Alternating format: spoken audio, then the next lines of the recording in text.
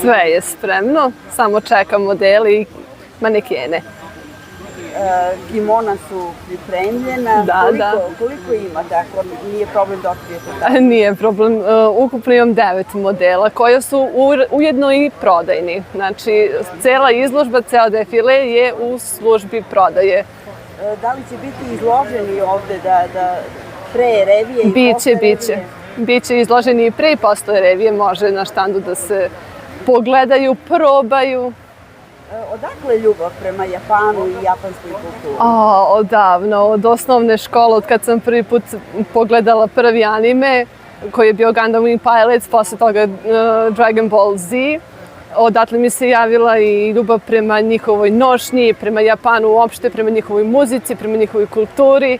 I to me privuklo i pošto sam radila cosplaye koji su koristili kimono kao glavni odevni predmet, onda sam odlučila da ih šijem jer niko drugi nije imao, nisam imala gde da kupim i onda rekao da i ja ću. To je odlična ideja. Da li ste bili u Japanu do sada? Nisam, velika mi je želja da idem. Nadam se da ćete ostvariti svoju želju. Hvala. A ovde na štandu šta imate sve? Imam lepeze koje su ručno oslikane, naravno kimone. Kimoni su yukate, znači to su letnji, laki, nepostavljeni, neformalni kimoni. Pojasevi koji idu uz njih koji se zovu obi. Imam neke čestitke i štapiće za kosu, one, sa ukrasima. Vrlo interesantno, znači malo duh Japana i njihove kulture ovdje su. Više tradicionalni, da. Hvala vam na razgovoru. Hvala vama. Uspešnu promociju vašeg rada. Hvala puno.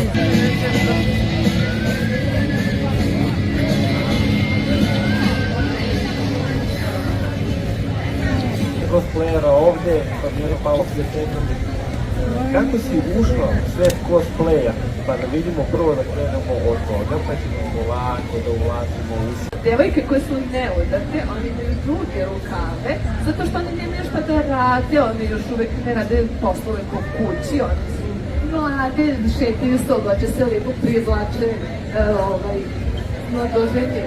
To je onda udate žene, njima trebaju kraći rukavi, zato što oni više obaveze, oni su 3,60 dugački, a ovi dugački mogu da budu metar do 1,20 m.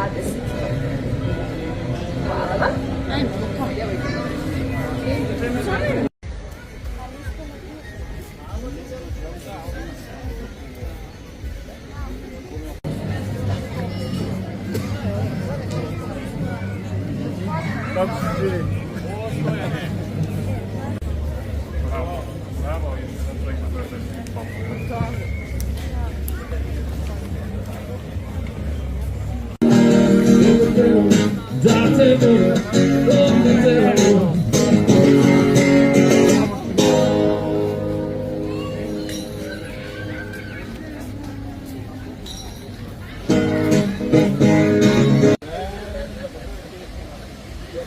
Japanka došla, a oči, kaže ovako male oči da vidi.